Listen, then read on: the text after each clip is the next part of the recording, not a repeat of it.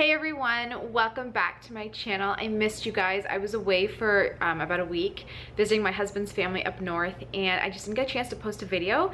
So this is my first video after Easter. I hope you all had a wonderful holiday. I have been getting a lot of questions from you guys for me to make a video where I just talk about the foods to avoid if you have Candida. I made a video recently, not too far back, and I shared the top 5 foods that you need to avoid if you have autoimmune. This video is going to be very similar to that because some of the foods are very similar that you should be avoiding. But in this video I will share the foods specifically for Candida that you should be avoiding. So I hope you enjoy, and then this week I'm hoping, if not then early next week, there will be lots of videos coming out. I have a couple good recipes that I'm going to be sharing with you guys, some really easy recipes that are like psoriasis friendly, and some other good content too. So I'm just kind of it always takes me a little time to get back into the swing of things when I'm out of my routine, so just give me a little bit of time. But I'm going to just jump into the video. So the first thing, you guys know I'm going to say it, and I feel like you guys should know this by now.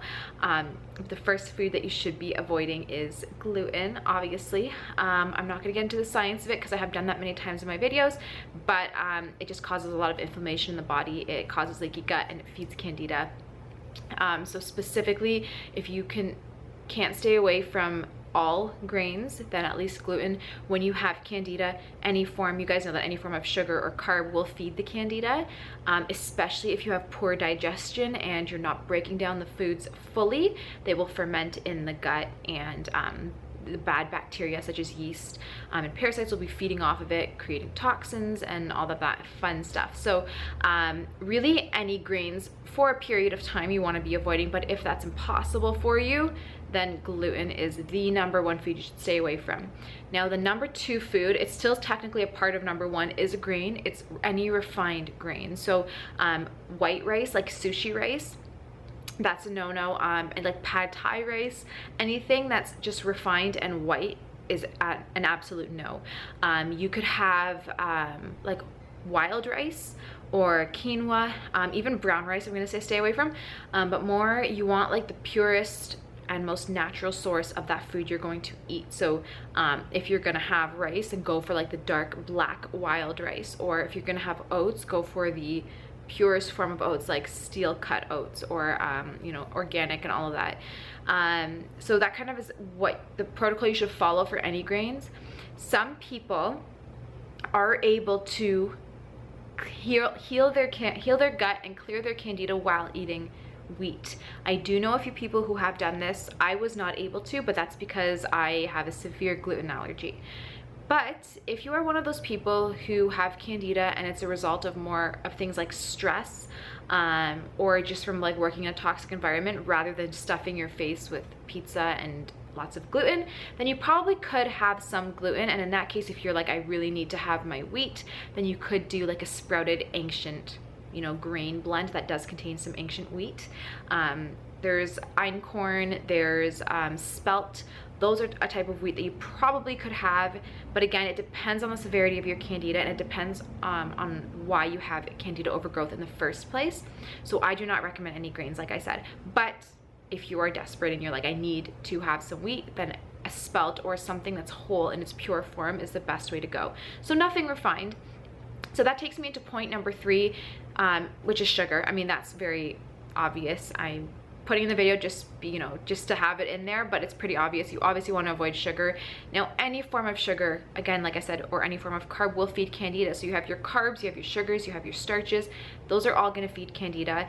And it also comes down again to your digestion. If you have efficient digestion, you shouldn't have Candida in the first place.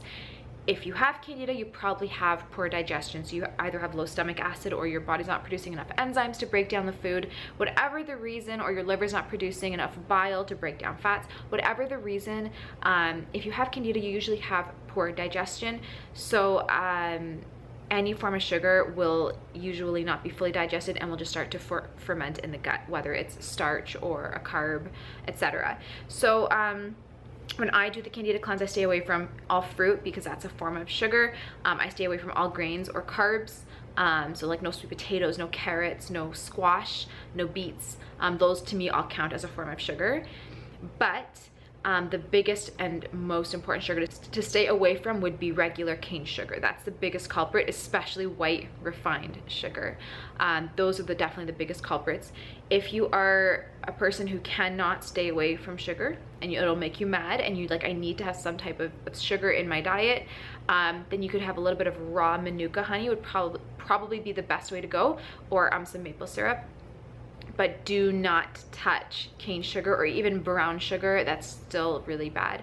But like I said, if you really want to be effective at eliminating all the candida in, you know, a decent time frame, then I would say stay away from all sugar, including maple syrup and raw honey, but and fruit. But if that's not doable, then you can you know, have a little bit of maple syrup or raw honey. You could also have blueberries, raspberries, blackberries. Those are all usually okay in small amounts on the candida diet. Those fruits like berries usually are lower on the glycemic index scale, which means that they don't spike your blood sugar levels as much because they contain less sugar. So those are an option if you really want to have some fruit, but I still recommend staying away from all fruit at some point during the candida cleanse phase. Usually it only lasts about a week of staying away from all sources of sugar. Then in the second phase, you can kind of introduce a couple berries and a couple little grains like quinoa or wild rice, so it doesn't get too bad. Okay, so food group number 4 would be your hydrogenated oils. Again, this is very similar to the autoimmune video because it's kind of similar food groups, but any type of hydrogenated or vegetable oil is a no-no. It causes a lot of inflammation in the body, and you already have plenty of inflammation when you have candida overgrowth and leaky gut. So you want to reduce the inflammation and you want to reduce the strain on your liver. Your liver has to digest all of your fats, and if you're taking in fats that are not even going to benefit your body, that number 1 is just going to get stored as fat in your body, and number 2 is just going to put more strain on the liver. So the kind of fats you want to be bringing into your diet would be like a good quality cod liver oil or avocado oil, high quality olive oil. You want to make sure your olive oil is in a dark, or really any oil, but especially olive oil, you want to make sure it's in a dark glass bottle, not a clear see-through bottle, because it will go rancid if it gets, you know, any sunlight. You want it to have complete darkness so it doesn't go rancid on you. So when you see those vegetable oils and they're in a clear bottle, it means they're hydrogenated, so it means that they have hydrogen gas that they allow to bubble up in there, and so number 1, it's toxic, but they do that so that it's shelf stable and doesn't go rancid. So that's why any type of oil you ever buy in a clear bottle, stay away from, even if it says olive oil or anything like that. If it's in a clear bottle, just avoid it. So like I said, olive oil or avocado oil, flaxseed oil, evening primrose oil, those are all really good options. Cod liver oil, those are the type of fats and oils you want to be getting into your diet, and just stay away from any canola, soy, sunflower, anything like that.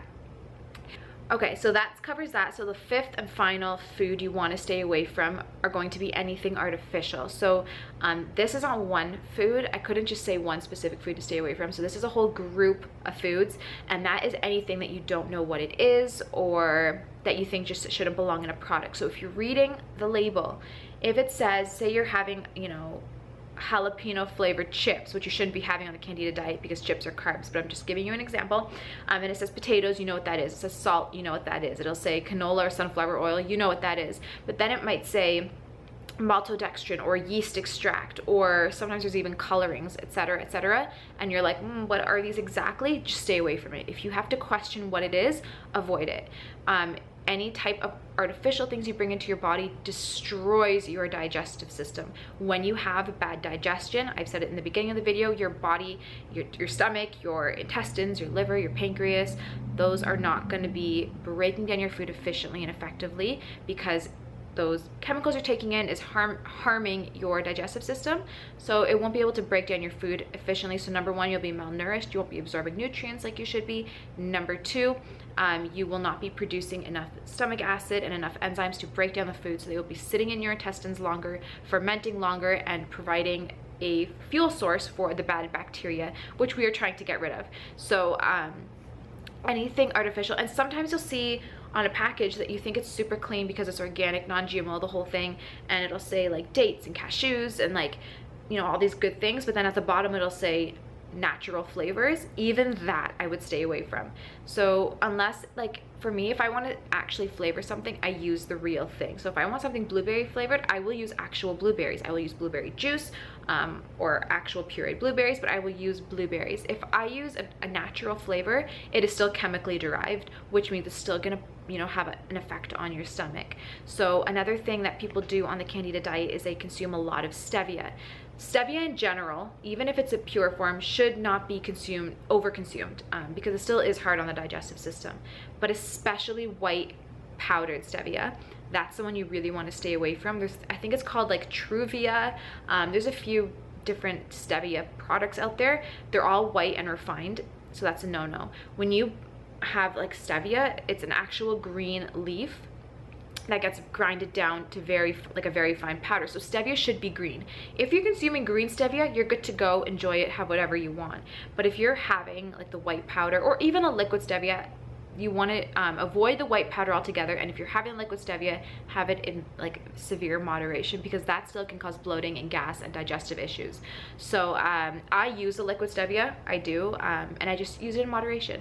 But we do grow our own stevia, and I literally take the leaves and I grind it down to a very, very fine powder in my food processor, and I will add that to my baked goods or to a smoothie if I need to sweeten it. And it works amazing, and it's pure and natural.